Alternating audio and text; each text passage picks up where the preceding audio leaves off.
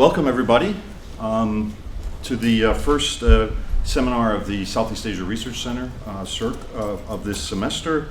And we have several more seminars planned for the rest of the semester. I'd like to briefly mention on the 17th of October, we have a talk by Professor Amy Barrow of CUHK Faculty of Law about operationalizing the UN Security Council Resolution 1325 in Southeast Asia. On the 31st of October, we have a talk from Bowman Ramon Guillermo, who's a professor at the University of Philippines, about Indonesia, revisiting Benedict Anderson's The Language of Indonesian Politics. On the 17th of November, we have a talk by one of our own City University colleagues here from the Department of English, Dr. Wai Dang Trong. The talk is entitled Contemporary Cambodian Cinema and the Afterlife of Genocide. More information, of course, as always, available on the CERC website. For those of you also interested in past CERC talks, we have videos of most of them. Okay, but coming to the main event here, we're very pleased to welcome today Dr. Paul Chambers, a friend to many of us here, a kind of, if I may say so, scholar of Thailand. Paul's the kind of guy, when you go to a conference and you see Paul's presenting a paper and you look at the paper, you realize a quote-unquote conference paper is about 90 pages long. So, and Paul has agreed to talk for the standard amount of time here, but as always, could talk much longer. Very knowledgeable expert on Thailand, but also with concerns across the region. He's currently Director of Research at the Institute of Southeast Asian Affairs, Faculty of Law of Chiang Mai University, and a research affiliate at both the Institute of Global Studies in Hamburg, Germany, as well as the Peace Research Institute in Frankfurt.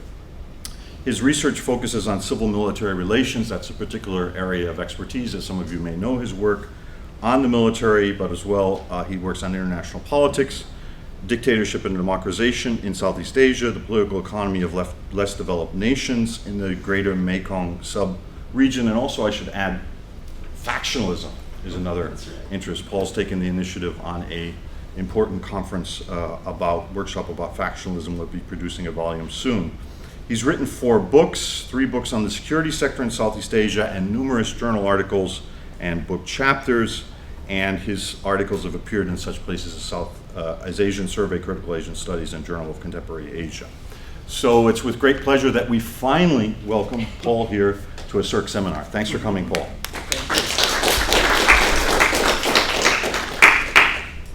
Thank you, Mark, and thank you, Irene, and it's thanks so everybody for coming here. It's my first time in Hong Kong, and you have a beautiful university. These are special times in Thailand, you know, that's why I usually would say civil-military relations, but this is military-civil relations today.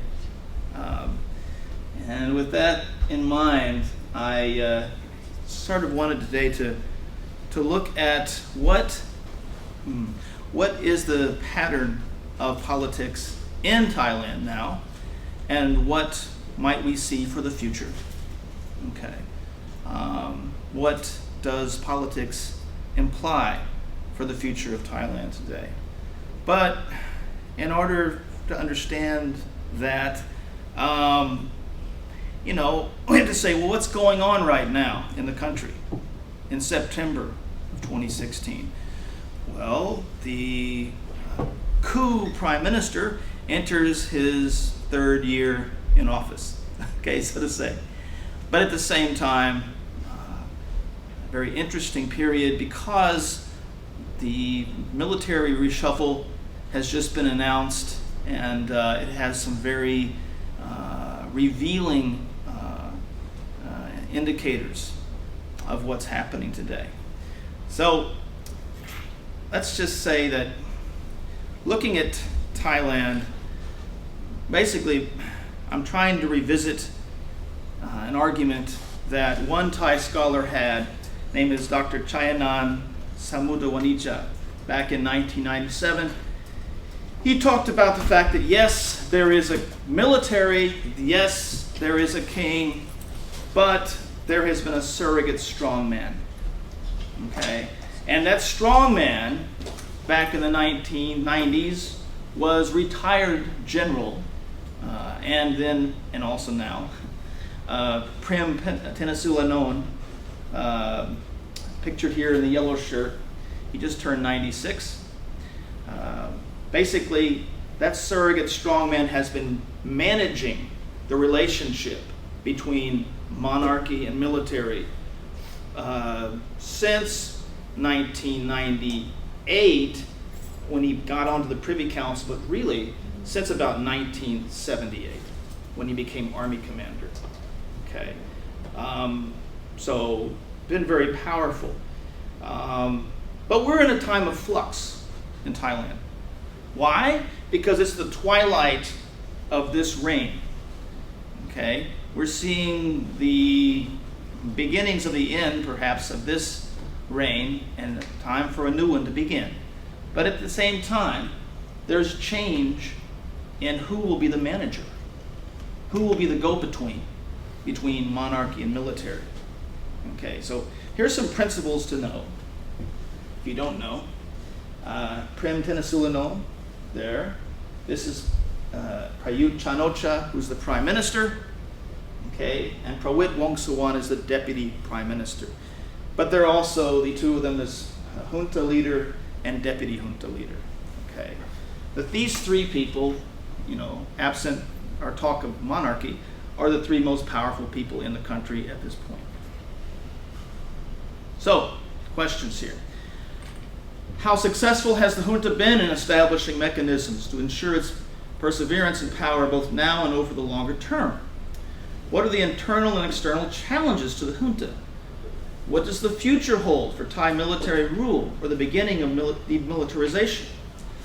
Has Thailand reached a point in its history where the military could become the leading institution? Actually, it once was the leading institution, but could it be again? Further arguments: attempts to comprehend the military in contemporary Thailand is simply an obstacle to democratic transition, and civilian control fail to adequately provide an understanding of its role in Thai politics. Okay, I mean, some people would say, well, the military's interest is just corporate interest. Okay, it just has its interests of economy and more political power for itself. Okay, I think that's a little too myopic. Rather, one must scrutinize the power and legitimacy of Thailand's armed forces in terms of its relationship to monarchy and those related to monarchy over time. Such interconnectedness today finds resonance in this term, which I will use, monarchized military. Okay, and I'll explain that term.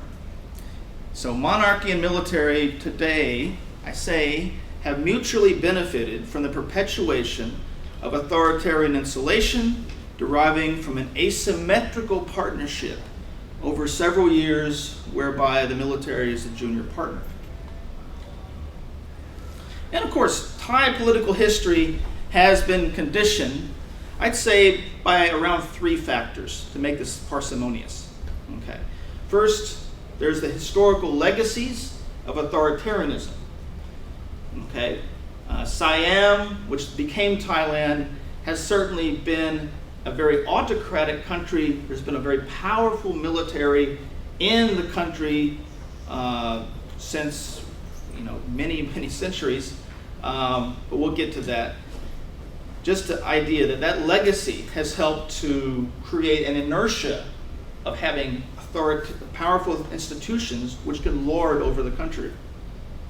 Number two, there's a political culture in the country in which perceptions by the people and by the military, the soldiers themselves, adhere and respect to this acceptance of authoritarianism. And number three, there has been in Thai history a situation where if the elites remain united, and then authoritarianism can continue, whereby if there's popular acquiescence, then people do not protest.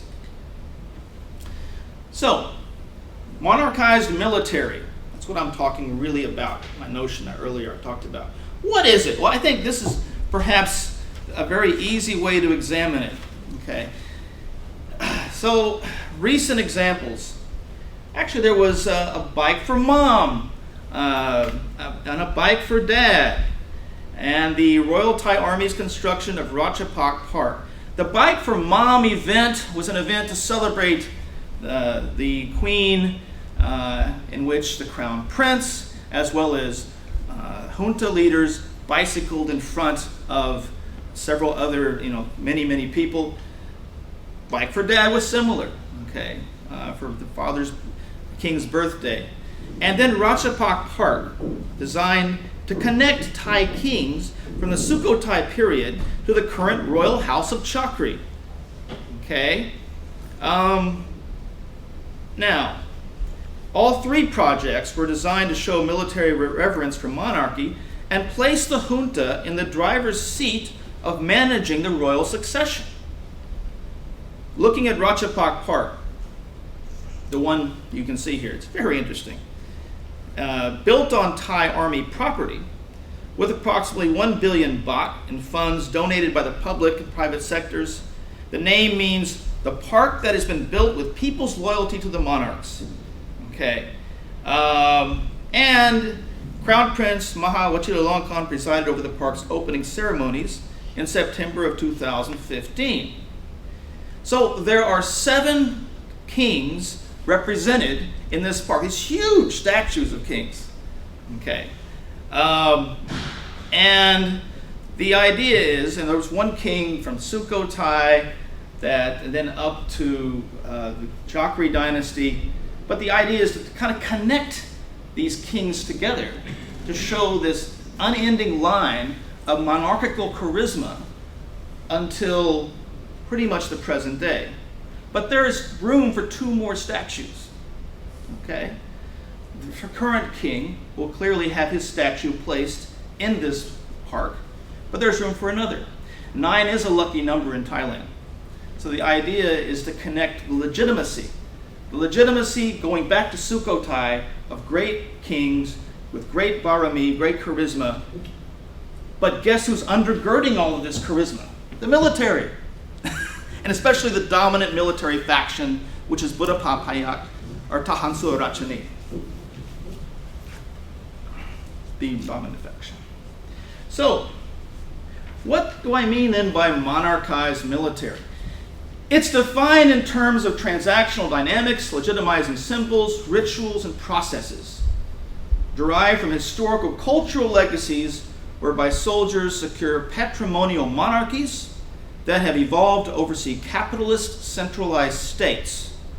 Monarchized military is a socially constructed legitimizer of coups against the ruling order. Can be. It can create a kakistocracy. By that I mean the khaki of military with the aristocracy. Basically merging, then combining military and monarchy. Monarchized military. And monarchized military actually derives from a notion of parallel state. According to Ivan Briscoe in 2008, a parallel state is organically connected to the state and can possess formal political authority, but also informally possesses its own interests outside those of civilian leaders, who must acquiesce the autonomy of the informal power structure. A parallel state tends to operate in a non-transparent manner where the fluid or informal behavior within the power configuration becomes customary. But the linchpin, and this is what makes it different from the deep state concept, the linchpin of a parallel state is the informal structure's direct influence over experts in violence, such as the military, to maximize the informal structure's interests. The frailty of formally elected civilian governments benefits this shadowy nexus, since it can often manipulate and subvert formal decision-making through influencing the judiciary, political parties, parliaments, and other institutions. So, Thailand's parallel state of monarchized military. Okay. Well, there's a picture of it there.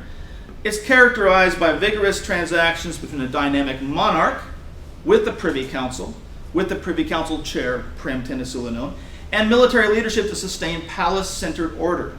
Such equilibrium both protects and extends the interest of the monarch, military officials, and specifically since 1988 when he became Privy Councillor, Prem, former Army Commander and Prime Minister. This relationship emphasizes the relative significance of military rather than parliament in terms of network monarchy. Okay. Duncan McCargo discussed the term network monarchy, which is the configuration of aristocrats around the monarch, which is able to influence public policy. But according to McCargo, network monarchy is able to engage in this behavior through parliament. Okay, that was written in 2005. Things began to happen differently after that. So, as a social, legal, legitimizing construct, monarchized military encompasses the discursive symbols of song, emblems, flags, decorations, erudition, ideology, and royal projects, all entwining Thai kingship to the armed forces. Okay.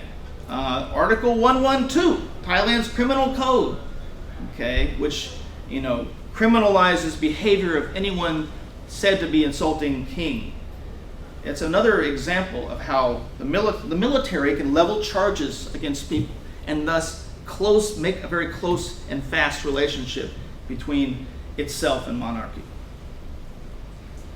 Monarchization is itself a matter of degree, and you can even look at different regimes in Thailand to see, which one would have been more monarchized or more influenced by monarchy than others. Okay, and I have a continuum which locates each regime with regard to level of monarchization. The indicators are, number one, dependence on monarchy in terms of legitimacy and survival, and two, autonomy from monarchy in terms of public policy decision making. So, no, it's very small, sorry. 1932 was the end of the absolute monarchy. Really, the least monarchized regime of Prayapahon can be found there. Whereas the most monarchized regime, I would say, is that of Prem Tinasulanon from 1980 to 88. He was prime minister. The current one, I would say, is close, but not quite as monarchized. And we can talk in Q&A details of that. All right, I'm sorry for all that writing on the slides, but I just want to now skip into looking at a little bit of history, really briefly. So 1932, fall of absolute monarchy, followed by military monopoly. So basically, before 1932, Siam was an absolute monarchy. Okay. Yes, there was this overthrow of that monarchy, but the military remained quite dominant. This was a military which had been created as a permanent standing army in 1870 as a guardian of the palace, but little by little came to be this partnership, this asymmetrical partnership with monarchy but military as junior partner. Okay, the 32 revolution did not create democracy. Instead, it created a dominant military over the country.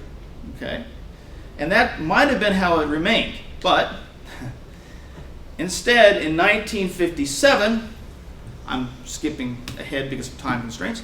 In 1957, one faction in the military took power and thought it'd be useful to bring monarchy back to help bolster that faction's legitimacy. So this is the faction of Si Sao Te Wai. Here up in the left-hand corner, General Sarit Thanarat with King Bhumibol. And you see this restored partnership continuing. Now Sarit dies with cirrhosis of the liver, too much drinking, 1963.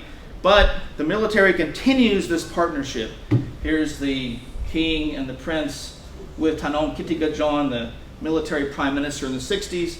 So this continues, but eventually the three tyrants of that dictatorial period are forced from office. There's a very short period of democracy, sort of a democracy from 73 to 76. But there's another coup in 76, which brings back the military to dominating the country. First, however, from 76 to 77, one of the king's close advisors is Prime Minister, Kanin Prawichian, which indicates the power of the king to be able to place one of his advisors as the Prime Minister. But the military overthrows him. You can see sort of a competition for power between monarchy and military. But from 1980 to 88, this man, Prem Tinasulanam, is the Prime Minister, and he is dominating the country, but under the king. So there's this period of very, very close relationship between king and prime minister, military prime minister, which really embeds these two institutions in power. Now, the last picture shows in 1992, after Prem had left office, there was another military coup that ousted a prime minister, elected prime minister, and that junta was not very popular, but the king, thus, he was able to force that regime from office, again showing the power of the king. However, the king was reluctant to force the military from office. So there has been this kind of a asymmetrical partnership up until 1992. Now, 1992 to 2001, Thailand experienced what I'd call a guided democracy, under monarchy and under Prem. So a retired army commander, through Prem's influence in the Privy Council, the council of the king, And during this time, the military itself, its image had been tainted. Why? Because in 1992, that previous slide, the military became very unpopular. Soldiers had fired into protesters, and as a result, Prem was able to dominate with, and really also through his influence and good connections with the king. So during this time, there was a guided democracy. Certainly, there was a people's constitution, so to speak, in 1997, but the power of the king was not limited, in any way. In fact, in 1997, there was even a period in which the Privy Council chair Prem was able to influence a coalition change, bringing Prime Minister Chuen Lik Pai to office. Sort of reflects the power of monarchized military.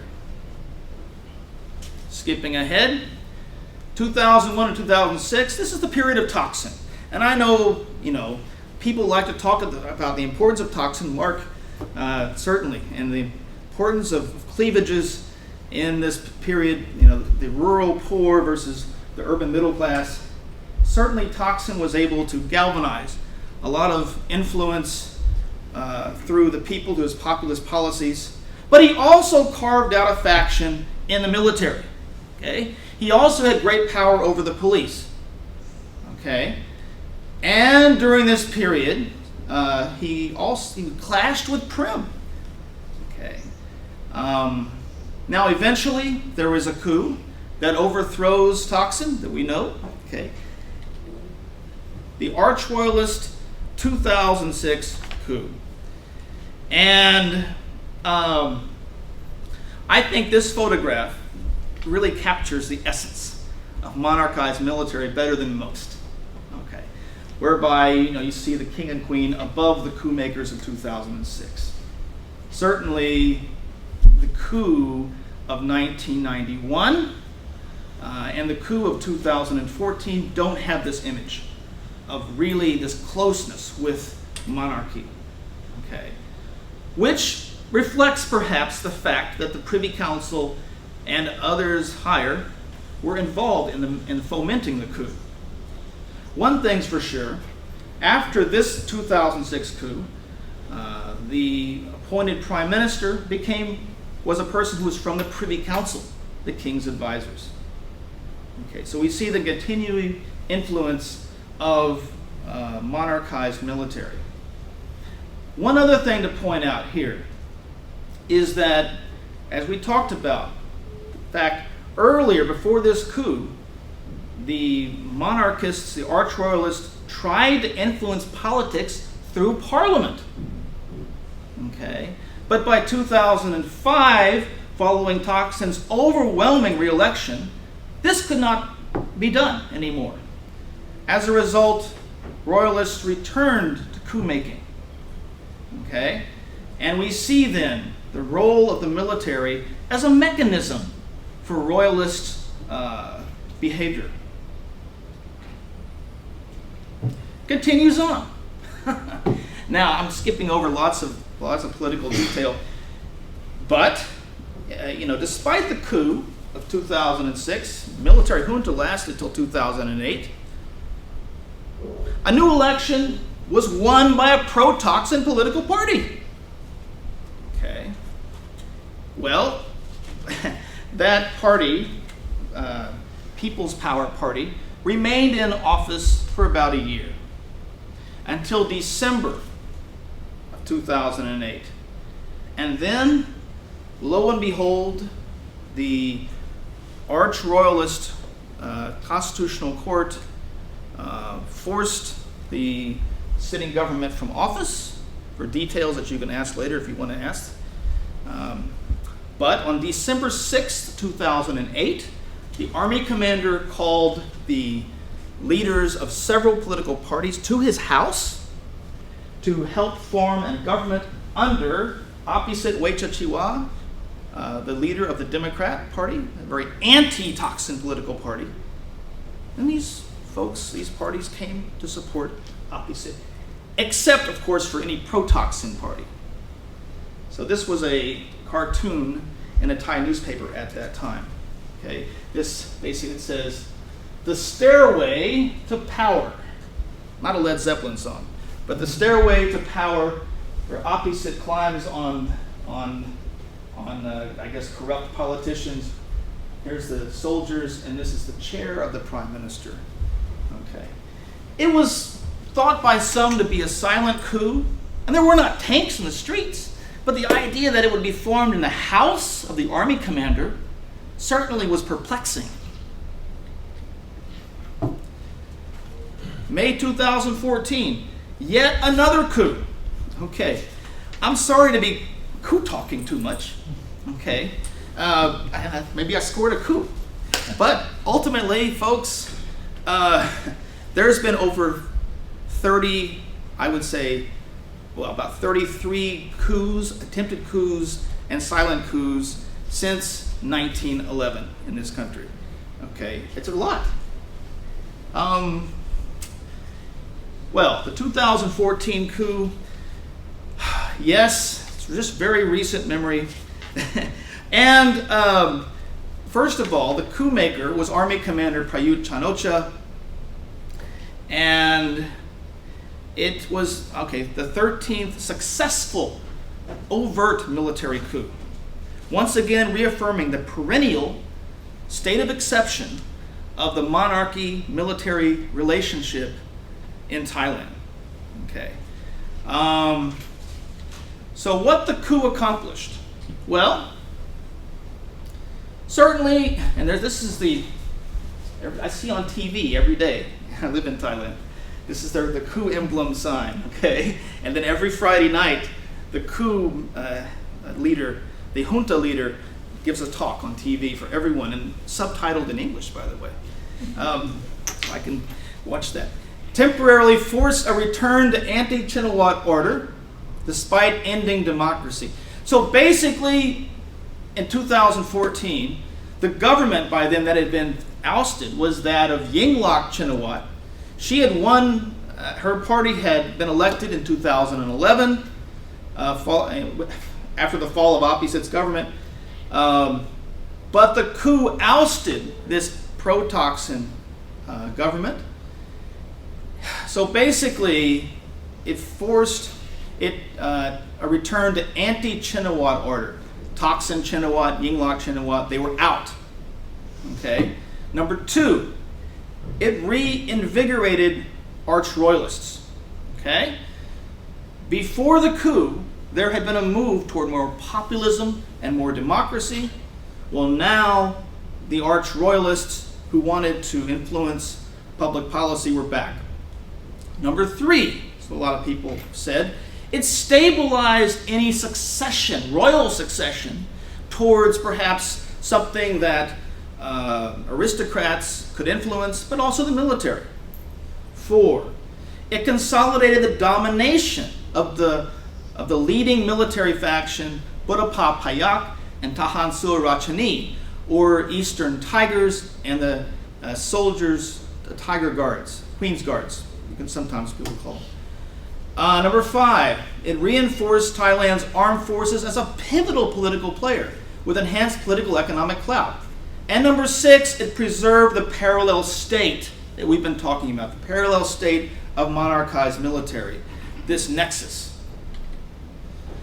To stay in power, under the boot, there has been a carrot and stick strategy. The carrot has been through the use of the Reconciliation Center for Reforms to bring happiness back to the people. So soldiers with flowers, for example, yes, there was that. There was also movies. Okay, Nade Suan was a great king of Thailand, of Ayutthaya actually, long ago. But this movie, Nade Suan Part 7, by the way, most of it was funded by the military. The man playing the King Nade Suan is now a general in the Thai army. The one playing his brother is the spokesman for the junta, but they are actually actors also in the movie, which tries to, in many ways, combine monarchy and military. Yes, there were other ways for carrots, people with dancers, female soldiers dancing in the streets. Okay, and then the junta had a policy of nationalism, of forcing Cambodians back home, which was popular in part because Cambodians were seen as kind of an illness to the country, in the sense that foreigners were seen to be bandits or creating problems. Now, stick, the peace-maintaining force. This is a big deal in Thailand. Okay, the peace-maintaining force is the force that arrests and puts people in prison, not just attitude adjustment. Attitude adjustment is a certain component whereby academics like myself, or mostly Thai people, are forced to go into the camps, military camps, and to talk with people, talk with soldiers about what their activities will be. Most people don't spend more than a few hours there, but some spend days, some spend months. But then there are the political detainees who have been in prison for upwards of months or even years. 1,222 detainees, according to the United Nations, so far. But that figure could be higher. Stick 2, military courts and martial law. Okay. First, once the coup happened in 2014, it was announced that military courts and military justice would be above all other courts. Okay? Why? Well, this is under martial law. It's understandable. Okay? But these courts permit long pre-charge and pre-trial detention, prohibit appeal, and can be closed to public observation. Then, go back. In Martial Law Act of 2014 was the initial law that the junta used to govern Thailand. But in March of 2015, it was replaced by Section 44 of the 2014 Constitution. Section 44 says that the junta leader can govern and do basically anything he wants to do. Okay, I have it written down on a later slide. Then military oversees the economy. So the military became heading up the National Energy Policy Council, the Board of Investment, the State Enterprises Board. I've just finished doing a study of military economy in Thailand, looking at all the military who are sitting on the boards of the 57 state enterprises. And one interesting development, since the coup, there has been an increase in the number of military officers sitting on this board, on these boards. No big surprise, but it certainly shows some of the perks that the military has been able to get since the coup. Under the 2014 military rules, there's been a growth of mega projects. Okay, there's one project in which 59 projects valued at US $60 billion. Okay, something that I didn't write on here. There's a new 20-year plan which will expand and extend these projects, which also benefit the military in terms of the fact that, certain retired soldiers are connected to the projects, but also a lot of the projects are built on military land in border areas. And we can talk about that in Q&A. There has also been burgeoning corruption. Indeed, several appointed members of the National Legislative Assembly in 2015 had to reveal their assets, and they were seen to be very unusually wealthy. Okay, for a civil servant, a soldier who was a millionaire, okay, not born into a rich family. How did that happen? Okay, so it was thought that there was certainly some corruption. And we talked about Ratchapak Park earlier. There were some scandals involving that park. Now, with all these things going on, yes, just to say this, in 2014, July of 2014, a temporary constitution was created by the military. But since then, there's been two different versions of a draft permanent constitution. This would be the 20th constitution in Thailand's history, okay? And with that passage of the second version, a vote was to be taken via referendum across the country. Would people accept this new version? Well, it passed. It did pass, folks. Certainly it did. And I will say this. Before the August 7th passage of the referendum, the military junta sponsored a rather one-sided campaign to indirectly support passage of this referendum. You could not advertise any opposition to this constitutional draft. Okay? And many people were put in jail for opposing it. I had to be careful. I had this no vote t-shirt, so I had to hide it somewhere. Okay.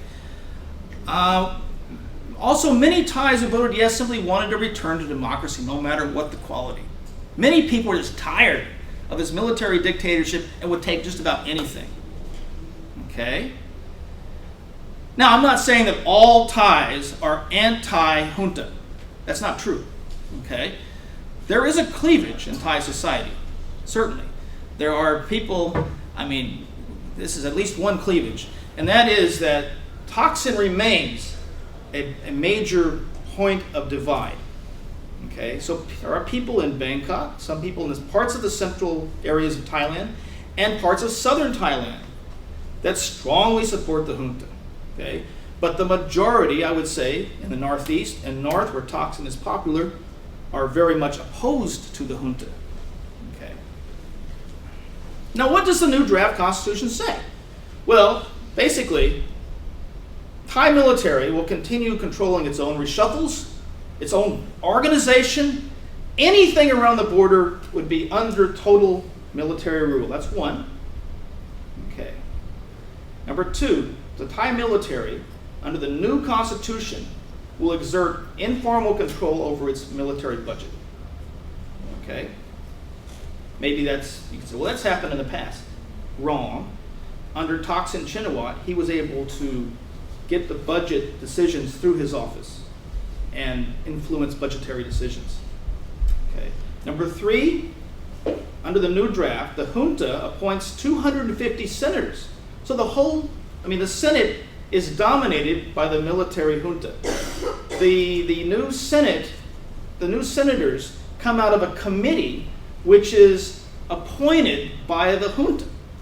And so the senators are influenced and dominated by the military. Okay. Oh, there are 6 others in the Senate, which are the permanent Secretary for Defense, Supreme Commander, Army Commander-in-Chief, Navy Chief, you name it. Okay. Another part of the Constitution, weak political parties are to be encouraged in the new electoral system, and we can talk about that in the Q&A. Next, the Senate will have the power to veto laws from the lower house and initiate a censure debate against the executive branch. Okay, 5 minutes, okay. Then I'll go on then. There can also be an unelected prime minister. Okay. Now, military courts under the new system will likely continue to exert enormous power over Thai civilians, which will influence jurisprudence in the country for years to come. Another problem in Thailand today is aging privy councillors and the intermediaries of monarchy. You know, the average age of the privy council in Thailand, of a privy councillor, is about 88 years old. Okay, Prem is 96, the privy council chair. This is a gerontocracy, folks. How come? I mean, people are just getting older. Okay. Now, challenges to Thailand's military. Okay. Well, there is military factionalism, yes. Could the next monarch be as pliant as the last one? Or maybe the last, to what extent will the next monarch be pliant? 3, civilian unity against continued military dominance. How united can civilians be to keep the military from persisting in power? What about international pressure? The recent army reshuffle, what does it reveal? Well, we can talk about that in Q&A, but it does reveal this. The man on the left, this is the new army commander. Okay, his name is Chalermchai Sittisat. He is not from the ruling faction. Big deal. It's a big change. This is the outgoing army commander, Tirachai Nakwanit. He is from the ruling faction. Okay, this is the guy that they thought would become the new army commander, Pisit Sittisat. He is from the ruling faction. Okay, this will be the next powerful person coming up from the faction. This is the new head of the First Army. But the important thing is that this man is a follower of Prem. Okay, and it indicates, number 1, Prem's influence continuing, but it also indicates, from what my sources tell me, influence from a hidden, invisible hand, which I shouldn't go into more on this thing. But conclusion.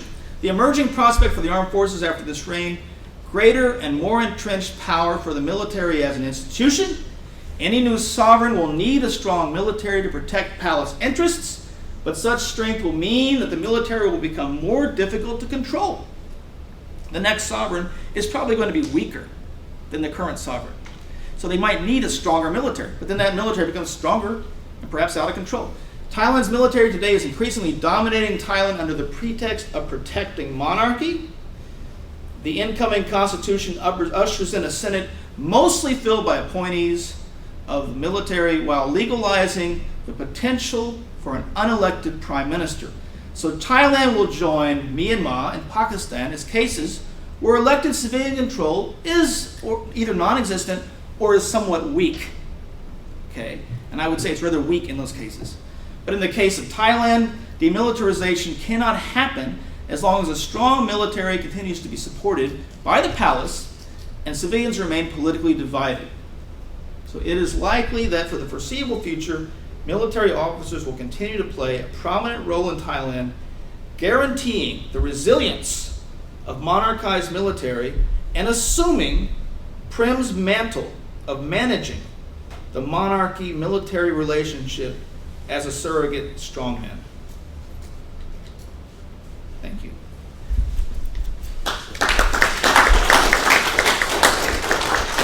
And I'm sorry that I went over time. No, that's, actually you didn't. We started late, Paul, so you were right on time. Okay. I want to thank you for that fascinating presentation, and we do have plenty of time for questions, and I'm Good. sure there will be questions. I hope so, because I need to say more details. Yes? Yeah, I have two questions. Yes. What will be the relationship between the next king, Vajiralongkorn, and the military as a whole? Is he a controllable figure, or he will control the military? So that's the Good question. no wait. And then the second question is: can you talk like this in Thailand, or you can talk like this because you're outside? Well, the second question is easy. No, I can't talk like this in Thailand. No. But the answer to the first question is, it depends. Okay? So if, in fact, the next sovereign is someone who's not pliant to the managers, okay, be they the military or Thaksin, okay, well, then there's going to be some problem, okay, and then it gets down to, well, will the next sovereign be able to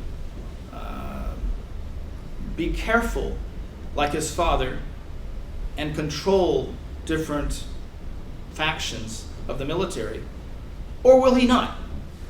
Okay, or will he simply be obstinate to them? Then there might be some difficulties. I'm trying to walk around wording here. So basically it depends, is what I would say.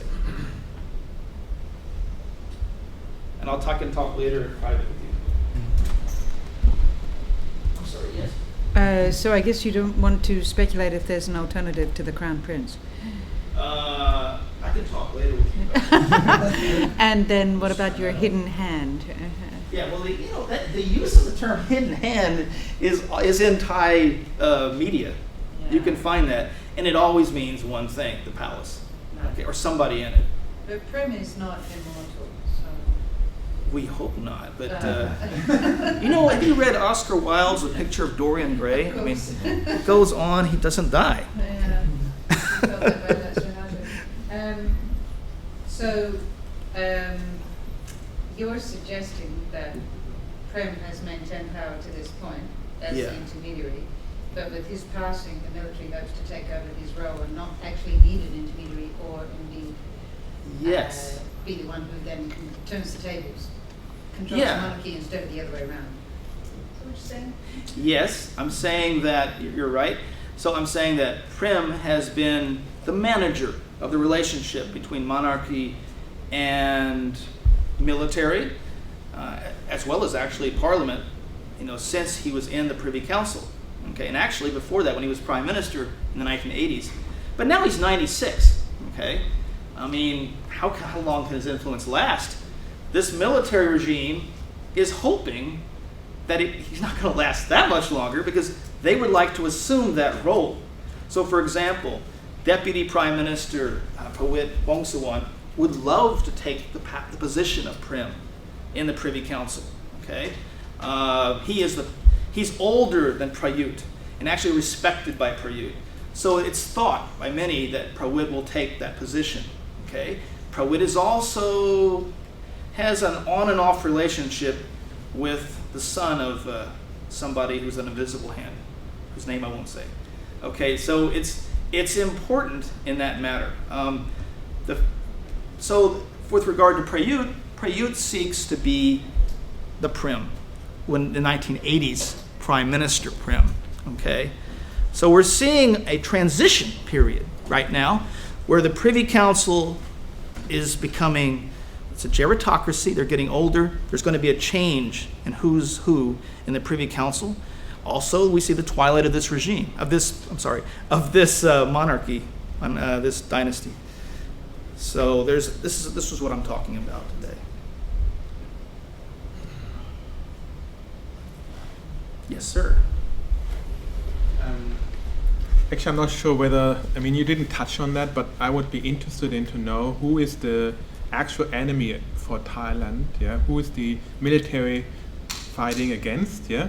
Because I think in terms of knowing who is the enemy, is it a domestic One, is it merely to protect the, or is it Cambodia or these neighboring countries the main enemy of the military?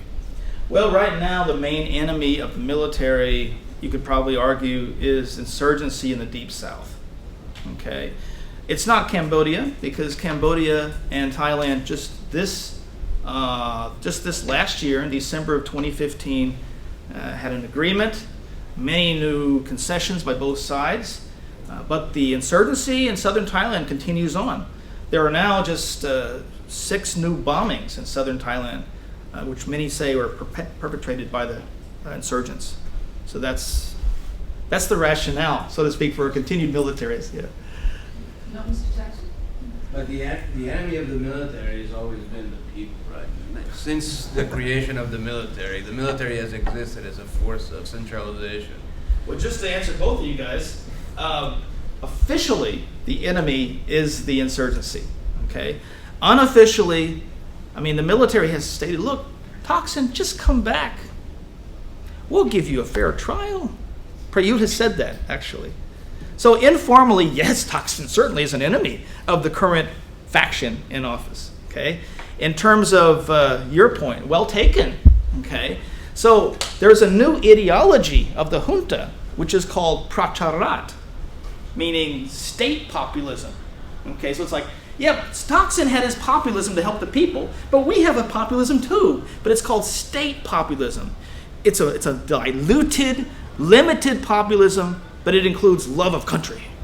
Okay, it sounds somewhat fascist, but the military junta has been trying to co-opt people through this ideology.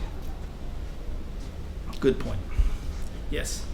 Is it true that there's a possibility that the crown prince succeeds and then he may be forced to abdicate and the sister becomes sovereign and she's more friendly to the military? Is that a possible scenario, or the queen has her own faction of military? Anything's possible, but I'll discuss that with you outside of this room, probably. Sorry. Since I live in Thailand. Yes, sir. I have another question. First of all, who appoints the Privy Council? The king. They serve at the leisure of the king. But is the king in a condition to actually appoint anybody? At this point, well, it's hard to say. Okay. One thing's for sure. Last week, there was a royal decree issued in which 2 of the sovereign's closest advisors were dismissed. Okay? They were actually sent to work somewhere else temporarily, because you can't really dismiss these people so high up. But it was not signed by His Majesty. It was signed by his son, which could indicate some changes. I don't want to talk about that. And it was acted on. I'm sorry? And it was acted on, this decree. The decree, as far as I know, has been. So that's and you can even see it, the decree. It's on the internet. Yeah. Well, if I can move away from the personnel issues and raise some sort of general issues related to military rule. I mean, early 21st century, we were supposed to be seeing the end of military rule, particularly in more developed countries. When the coup failed in Turkey, I was relieved in the sense that Thailand remains the most highly developed country with a military junta in the world, right? Military. Turkey would have taken that title if it succeeded. I mean, there are several questions. I mean, to what extent is the military cognizant of this situation? I mean, obviously they've put in place this referendum, this new constitution. They're going to try to civilianize their regime. But obviously they're retaining so much control that that's going to be a pretty obvious fig leaf for that. And what kind of prospects do you as a political scientist see of this strategy succeeding beyond, a limited period. You pointed at the end of your talk to some of the problems: factionalism, growing civilian opposition. You could add perhaps economic crisis as well as leadership challenges. Foreign pressure may be less likely, but if you could talk about those pressures this kind of regime will face. Yeah, good questions. I mean, Thailand seems to be going against the flow of most political development stages around at least more economically, higher countries. I mean, Thailand is moving, you could argue, toward democracy. I mean, the junta leader will say that we are moving toward democracy. What's the problem? I mean, we're having an election in 2017. He's promised elections. Actually, now they've been moved back probably to 2018. But clearly, the military and the monarchy will remain the dominant figures despite any moves back to democracy. Okay, so what are their challenges, just to get to them? Military factionalism, will that be a challenge? Because as an institution, if of a certain military faction simply, oust another faction, well, then you still have military power, but just by another faction. Okay, unless it's a very rare occurrence, like in 1973, when that did happen, there was a kind of a faction supporting civilian rule took power. Second, okay, we talked about personnel, number 2. 3, civilian unity against continued military dominance. This is a good point here. Back in 1992, demonstrations in Thailand leading to Putsapatamen, Black May, really tainted the image of the military. Black May was an incident where many people were killed by soldiers firing at them. Okay, May 19th, 1992. But then the king intervened and was willing to, pressure then Prime Minister Suchinda, military Prime Minister Suchinda, from office. Okay, but where is the sovereign today? Okay, if there was another demonstration and a massacre by the military today, where would the monarch be? So instead, we might see something akin to September 1988 in Myanmar, where the military just fires into the crowds of people, and that's it. Okay. Economic problems harm this military regime? Perhaps. Okay. Thailand's economy is certainly going south, but Prayut and Prawit, the coup leaders, junta leaders, can say, we are returning Thailand to democracy. Just wait. And the new elected government will resolve those problems. But you see, once that new elected government cannot solve the economic problems, then the military say, look, we need to have more power again. Okay? You need to rely on us. Yes, international pressure, I put it way at the bottom. It's not going to be very important, I think, for Thailand's changes. Question? Now, how would you compare the ideology of these particular coup makers with previous ones? Because there seems to be a much more ideological element with Prayut than there was, say, with even with Sareto or his Tanam or Prabhat or those people. Well, that's a good question. So I've tried to do this, and in terms of ideology, what I try to compare is level of sort of a monarchized ideology, but one of reverence for monarchy. Okay? All of these regimes have revered monarchy to one extent or another. Okay? Another addition to this is a certain element of populism. We talked about pracharat. And this regime, I would say, stands out as having that element more than any other, which I think is influenced by Thaksin. Once Thaksin brought populism to Thailand in 2001, you really can't stop it anymore. the succeeding governments after Thaksin had to have an element of populism, even if they were anti-Thaksin. So Opposite's government had a certain populist policy. Now, Prayut even has to have populism, okay? But beyond that, there is simply different levels of monarchization that I like to talk about, okay? Some have been more, some have been less monarchized. An interesting difference between the 2006 to 8 junta and this junta is that junta in 2006 to 8 was very dependent on monarchy. So much so that they had to have a privy councillor as the prime minister. This one, no. In fact, the coup of 2014 was not fomented by any member of the Privy Council. Okay, it was fomented by the military and this Budapest Payak faction alone. Okay, so there are differences in dependency on monarchy and in differences in ideology. Yes? Can I ask you a question about, you've talked about how the military has been controlling more and more of the economy and the infrastructure Yes. of the country. How does that affect foreign investment into Thailand compared to the era of taxonomics?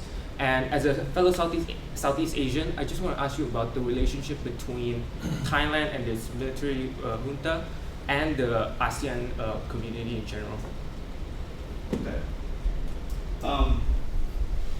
So the first question, I think you could say foreign investment welcomes the junta to some extent, but to another extent, it does not welcome the junta. First of all, it does not welcome the junta because it's very hard to imagine how long this regime will stay in power. And so if you're going to put your investments here in Thailand, you assume an element of risk, right?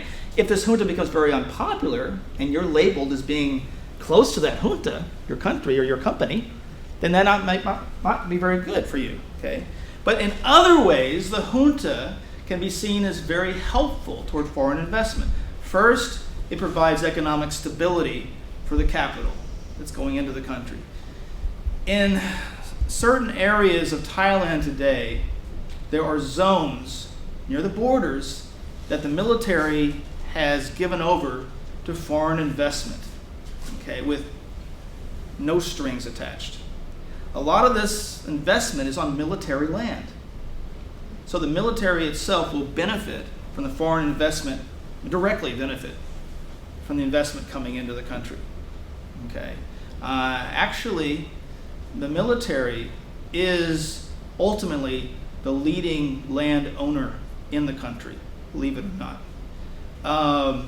But the border areas policy of this government, this regime, is certainly helping investment for those who are interested. There's a lot of Chinese investment, especially in the northern borders. But it's benefiting the military directly because it's on military land. A lot of it. You mentioned, Wait, I'm the sorry? second question. Yes, the second Oh, I'm sorry, you had a second question. Yeah, about Your second question was about how the regime is, especially as ASEAN has been moving from a military dictatorship into a more democratized society. Yes, okay. Well, this regime has been trying to get along with its ASEAN neighbors in the best way it can. When it came to power, Prayut's regime had the worst relationship with Cambodia. Okay? And he himself had a history of running his mouth off about how we'll just invade the country if we have to. Okay? But interestingly enough, there's been better ties now created between the two countries. As I said, in December of 2015, there was an agreement between the Cambodia and Thailand that was reached, and Hun Sen, Prime Minister Hun Sen, visited Thailand. Okay, so at least between those two countries, things are getting better. But on the issue, for example, of the South China Sea, a very divisive issue in ASEAN, Thailand doesn't want to, take a side on this issue. You can find or at least Thailand does not want to support any criticism of China. Okay? That being said, you can put Thailand in the same category as Cambodia on the issue of the South China Sea right now. But they don't have any bone to pick in this fight. They don't have any claim to the South China Sea. With regard to ASEAN Economic Community, under Prayut, Thailand is still maintaining the goals that it had under Yingluck's government, under previous governments, so nothing's changed there.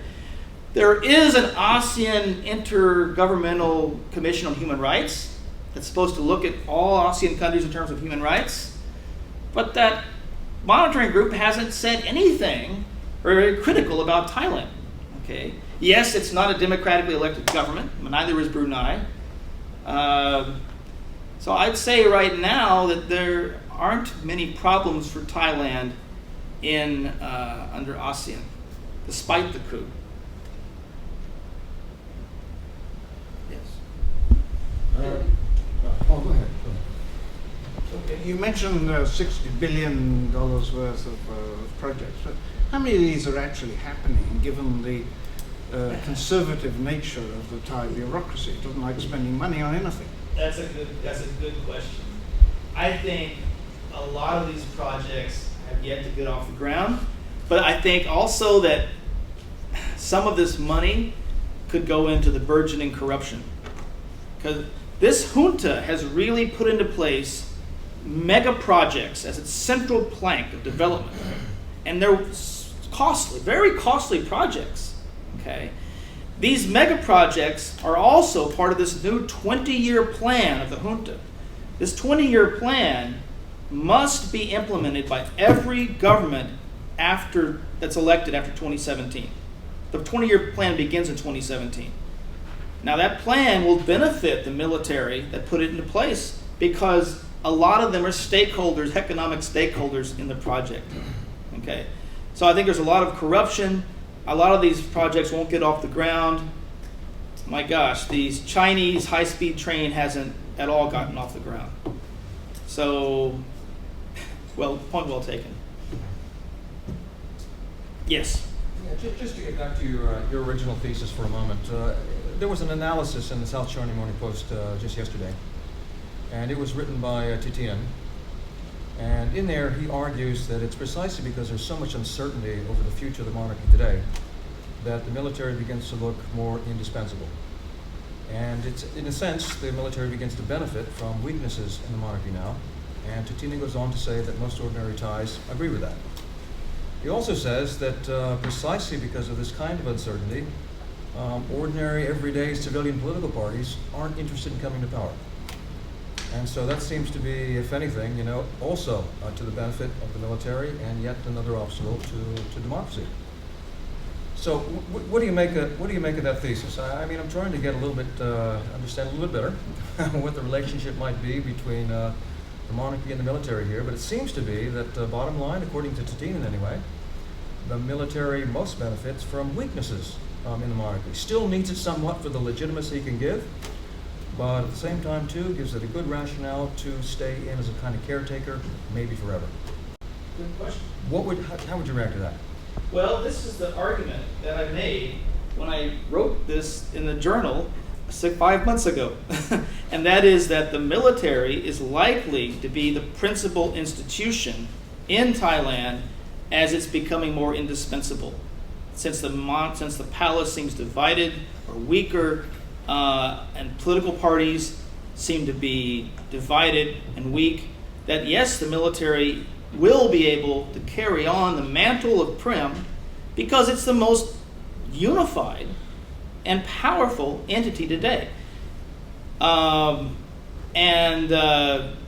Your second point, I forgot your second.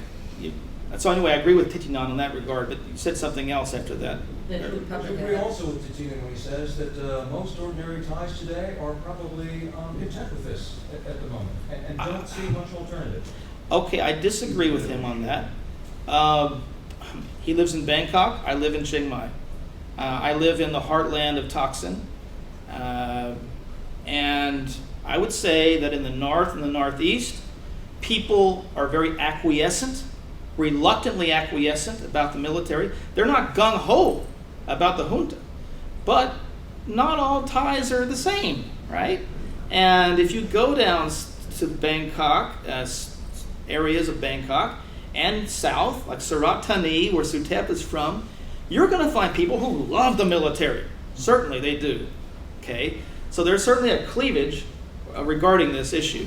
But I think there's more people that live in the north and the northeast. And I also know that, and Titinan's a friend of mine, but he made this analysis following the referendum of August 7th. Now, if you look at the referendum of 2007 for that constitution, it also passed by a wide margin. Okay? Supportive of a military constitution. So it appeared that the military gained popular legitimacy then.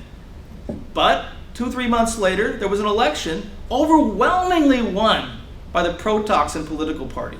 So how do we explain this? Okay. What I would rather say is, as I said, people are reluctantly acquiescent, but also that the military for months waged a kind of a one-way campaign supporting passage of this referendum. This wasn't a level playing field election by any means. In Chiang Mai, I even uncovered 2 instances of what people told me they had sold their vote to the military. It actually given money to military people. So I don't think this can be seen as like a level playing field election. So now we say, okay, the coup of 2014 gains popular legitimacy because of the referendum. Interestingly enough, the 2007 referendum, the person who personally was in charge of that in the military, his name was Prayut Chan-o-cha. But anyway, that's what I'd say. Yes? Would you like to comment on the low turnout of the referendum? Yeah, it's interesting, the turnout. That was another. There was a low turnout, which, especially in areas where Thaksin has been more popular, areas like the north and the northeast. In the deep south, where the insurgency, a Malay Muslim insurgency has been going on, that area got the biggest no votes of any area, okay? Certain areas certainly got more no votes than other areas, okay? But I don't think, when it comes down to it, I don't think we can say this legitimizes the coup, the junta. I got telephone calls from journalists who said, so this means that Shinawats are unpopular and that it turns out that the military has legitimacy, right? I was like, this is like hours after the referendum. It's like, I'm sorry, I don't believe that. Anybody I talked to in Chiang Mai, and then I went to ISEAA and talked to people there, no, just very reluctant acquiescence, or they couldn't even believe it. Was it due to the fact that Thaksin wasn't allowed to mobilize his political engine in order to get killed? Well, I mean, that's the other argument to be made. Exactly, that he said that Thaksin couldn't mobilize his political engine.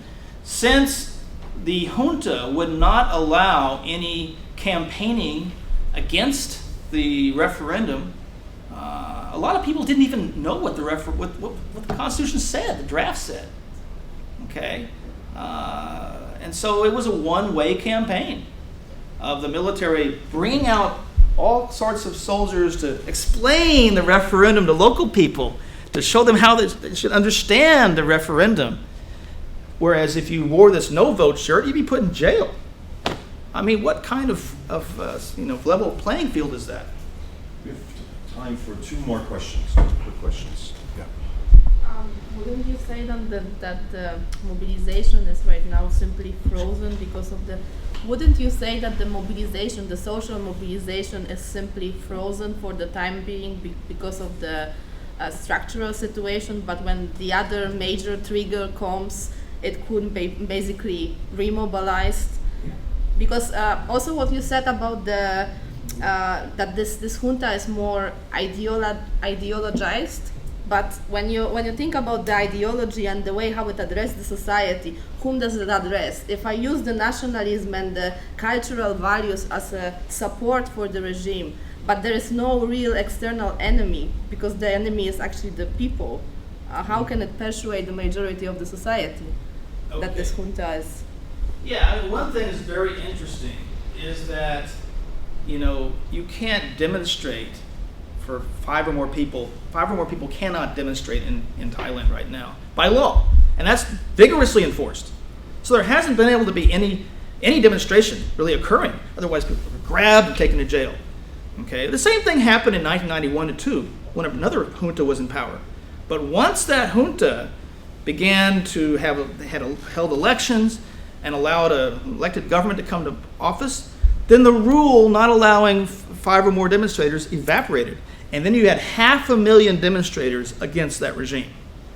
That's what could happen in 2017 when there are elections again, because that rule will evaporate, will have to go away, and you could have big demonstrations against Prayut.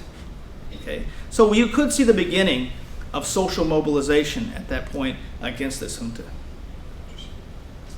Just very quickly, but I don't think it's time. You mentioned the latest military reshuffle and that the new army commander was not actually part of the current ruling clique in the military. So that in fact here we are all talking about the military, but it is not a monolith. Yeah. And the choice of this particular new army commander, you say is a Prem man. Yes, right. Well, that has some implications, doesn't it? It does. Thank you. It shows the continuing relevance of monarchized military. Because if indeed the military could itself select every leading senior brass from henceforth forward, then we would be seeing something like the power of the military as the dominant institution from here out. But the selection of Chalamchai shows 2 things. Number one, he's a prim man. He's not part of the ruling faction. Okay, it means that somebody, prim, was able to have some influence. From what I heard, it goes higher than prim. It goes to someone else. And because of that, it shows the continuing relevance of monarchy and military, not just military, in this situation. However, Chalamchai only has 1 year as army commander. So maybe Prayut's thinking, well, he can't do too much. Chalamchai, who's the army, he's the new army commander. He won't be, actually, he won't be the commander during the election. That's interesting. He will be out of power in October of 2017, and the election is either going to be in December or January of 2018. So we'll see what happens. So I'd like to again thank Paul for this very enlightening talk and also for answering so many of our questions. Thanks again, Paul.